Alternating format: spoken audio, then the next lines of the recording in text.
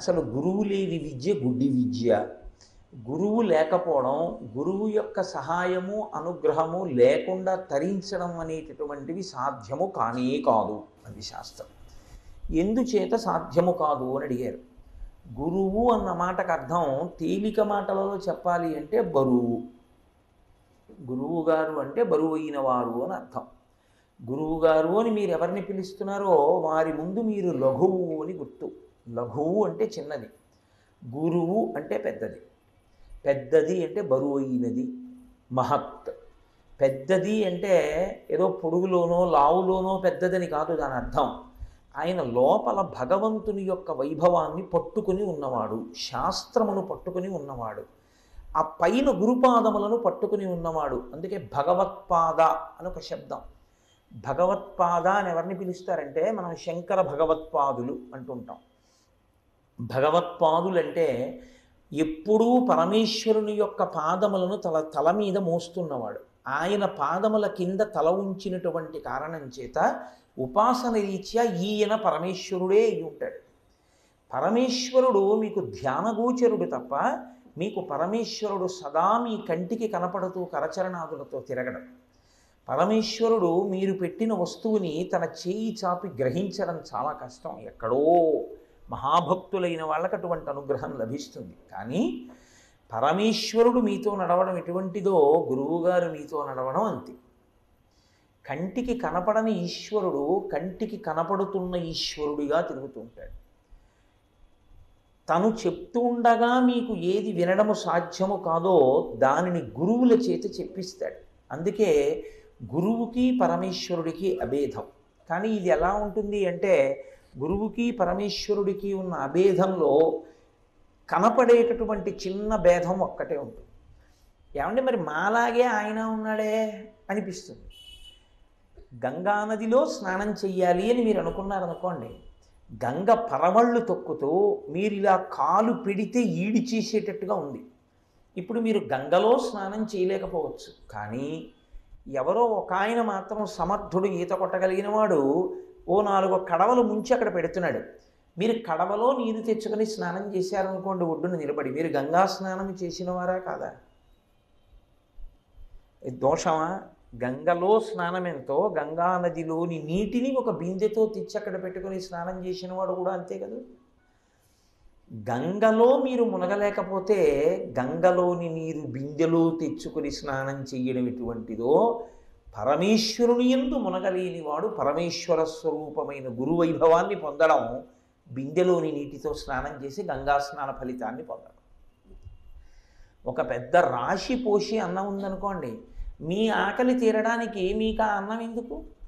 మీ కడుపు నిండేటంత అన్నం మీకు చాలు. ఆ అన్నం పెట్టిన యజమాని ఎవరో మీకెందుకు? ఎవరు పెడుతున్నారండి? ఫలానా వారు అన్నదానం చేస్తున్నారు, ఓ చాలా సంతోషం, నాకు పట్టెడు అన్నం పెడతారా అని అడిగారు, వారు మీకు ఇంత పట్టెడు అన్నం పెట్టారు, మీ కడుపు నిండిపోయింది. చాలదా? మీకు యజమాని వచ్చి పెట్టాలా? అక్కర్లేదుగా. మీ కడుపు నిండడానికి అక్కడ ఉన్న ఎవరైనా శ్రద్ధతో మీకు పట్టెడు అన్నం పెడితే చాలు. యజమాని కంటికి కనపడకుండా ఒక చోట ఉండి మొత్తం వడ్డించి సిద్ధం చేస్తే, వడ్డిస్తున్నవాడు వండించి సిద్ధం చేసినవాడు కనపడకపోయినా వడ్డిస్తున్నవాడు కనపడుతూ పెట్టినవాడు ఎటువంటి వాడో, కంటికి కనపడక తయారు చేసినది పరబ్రహ్మమైతే మీ కంటికి కనపడి వడ్డించేటటువంటి గురువు అటువంటి వాడు. అందుకే గురువు మీకు సులభంగా ఉంటారు, దొరుకుతారు. కానీ లోకంలో పాపము పుణ్యము అన్న 2 మాటలకు అర్థమేమి అని అడిగారు శంకరాచార్యుల వారు. ఒక చోట ప్రశ్నోత్తర మాలిక అని వారు ఆ స్తోత్రం చేసినప్పుడు, ఆ గ్రంథరచన చేసినప్పుడు వారు ఒక మాట అన్నారు, పాపమేమి పుణ్యమేమి అని అడిగారు. గురువందనమే పుణ్యము, గురు నిందయే పాపం. గురువు గారిని నింద చేయడం మహాపాపం, గురువు గారికి వందనం చేయడం మహాపుణ్యం. సామ్రాజ్య భోగం దగ్గర నుంచి ఏదైనా గురువందనము ఇవ్వగలదు. ఎందుకని అంటే గురువు పరబ్రహ్మమై ఉంటాడు, గురువు బరువు అయి ఉంటాడు. ఆయన ఎవరికన్నా బరువు అని మీరు అడిగారనుకోండి, ఆయన ముందు ఎంతమంది లఘువులు నిలబడితే అంతకన్నా బరువు. ఆయన కన్నా బరువు అయినది మరొకటి నిలబడితే ఆయన ముందు గురువుగారు లఘువు. ఒక గురువుగారు ఓ 1,00,000 మందిని తరింప చేయగలిగి ఉండవచ్చు, కొన్ని కోట్ల మందిని తరింప చెయ్యగలిగిన పరమాచార్య స్వామి వారు అంటూ వచ్చి నిలబడితే వారి ముందు తాను లఘువుని అని నిలబడడంలో ఆయనకేమీ అభిజాత్యం ఉండదు. ఆయన మహాపురుషుడు అనే ఆయన పాదముల మీద ఈయన పడిపోతాడు. ఆ వినయం చేతి ఈయన గొప్పవాడై ఉంటాడు. అందుచేత గురువు అన్న మాటకు అర్థం బరువుగా ఉండడమే. బరువుగా ఉండగలిగినది గురువైతే లోకంలో అలా బరువుగా ఉండి పూజనీయమైనవి ఎన్నుంటాయి అసలు అని అడిగారు. పూజార్హతని పొంది ఉండుట అన్న విషయంలో గురుత్వమును అంటే పెద్దరికాన్ని పొంది ఉండేవి ఎన్ని అంటే 5 పెద్దరికాన్ని పొంది ఉంటాయి అని చెప్పారు. ఒకటి, జన్మత తనకన్నా ముందు పుట్టినవాడు. నాకన్నా ముందు పుట్టినవాడు ఒకడు ఉన్నాడు అనుకోండి, వయసు రీత్యా ఆయన నాకన్నా పెద్దవాడు అవుతాడు. అప్పుడు వయసు రీత్యా పెద్దవాడెవరో ఆయన నమస్కార యోగ్యుడు. ఆయన బరువైనవాడు, ముందు పుట్టాడు కాబట్టి ఆయనకు ఒక నమస్కారం. అలాగే బంధుత్వ రీత్యా ఒక నమస్కారం ఉంటుంది అన్నారు, మీకన్నా పెద్దవారు అవుతారని. ఒక అన్నదమ్ములు ఉన్నారు, అన్నకి తమ్ముడికి ఒక 3 ఏళ్ళు తేడా. అన్నగారు తనకన్నా 5 ఏళ్ళు చిన్నదాన్ని పెళ్లి చేసుకున్నాడు. ఇప్పుడు తమ్ముడి కన్నా ఎన్ని ఏళ్ళు చిన్నదా అమ్మాయి? ఇంకో 2 ఏళ్ళు చిన్నదే. కానీ ఇప్పుడు బంధుత్వంలో ఆమె ఎవరు తమ్ముడికి? వదిన గారు. తనకన్నా 2 ఏళ్ళు చిన్నది కాబట్టి వదిన నాకు నమస్కారం చెయ్యాలనకూడదు. వదిన వయసులో 2 ఏళ్ళు చిన్నదైనా అన్నగారికి భార్య అయిన కారణం చేత ఆమె నమస్కార యోగ్యురాలవుతుంది. వదినకి మరుదులు నమస్కారం చేస్తారు. మరిది వదిన కన్నా వయసులో పెద్దవాడు ఉంటాడు ఒక్కొక్కసారి. అది సహజంగా ఉంటుంది చాలా కుటుంబాల్లో. ఉన్న వదిన నేను నమస్కారం పుచ్చుకోనయా ఎందుకంటే నువ్వు నాకన్నా పెద్దవాడివి అనకూడదు. బంధుత్వ రీత్యా అంటే ఆమె ఉన్న స్థానమును బట్టి ఆమెయే నమస్కార యోగ్యురాలు. 3వ వారు ఒకరు ఉంటారు. వారెవరు అంటే విత్తమున్నవారు. లోకంలో బాగా డబ్బున్నవారు ఉన్నారనుకోండి, ఒక కోటీశ్వరుడు, ఆయన పూజార్హుడు అయిపోతాడు. మీరు కాదంటే ఏం కుదరదు. ఎందుకని అంటే కోట్లున్నవాడు సభలోకి వస్తున్నాడు అనుకోండి, గభాలను వెళ్ళి అయ్యా మీరు వచ్చారు చాలా సంతోషం రండి అంటారు. ఏమి ఆయన వస్తే ఎదురు వెళ్ళడం ఎందుకు అంటే ఆయన దగ్గర డబ్బులు ఉన్నాయి. బాగా డబ్బులు ఉన్నవాడు ఎవరో వాడు పూజార్హుడు అవుతాడు. అది మీరు కాదు అంటే కుదరదు. ఎందుకంటే ఆయన బయటకు వస్తుంటే నమస్కారం పెడతారు, ఎందుకైనా మంచిగా ఆదుకుంటాడు ఎప్పటికైనా అని ఓ నమస్కారం అండి అంటారు. కాబట్టి విత్తమున్నవాడెవడో వాడు గురుత్వమును పొందుతాడు. గురుత్వం అంటే బరువుని పొందుతాడు, నమస్కార యోగ్యుడవుతాడు. 4వ వాడు ఒక ఆయన ఉంటాడు.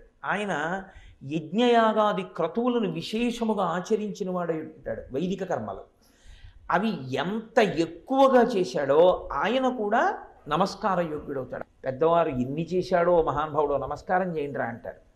కాబట్టి యజ్ఞయాగాది క్రతువులు ఎన్నో చేసినవాడు, ఎన్నో మంచి పనులు చేసినవాడు, ఇష్టాపూర్తములను నిర్వహించినవాడు నమస్కార యోగ్యుడు. కాబట్టి ఆయన బరువైనవాడు.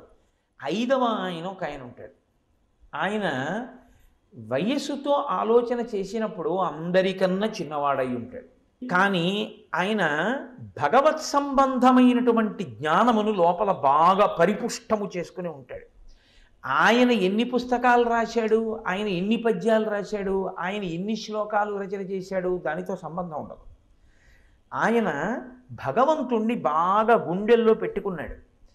భగవత్ తత్వమును జీర్ణం చేసుకున్నాడు. భగవత్ శబ్దమును తత్వమును జీర్ణం చేసుకుని తన యథార్థ స్వరూపమును తాను తెలుసుకున్నాడు. ఆ తెలుసుకున్నవాడెవరో ఆయన యమున దాటి ఉన్నాడు. ఆయన ముందు వీళ్ళందరూ నమస్కరించవలసింది.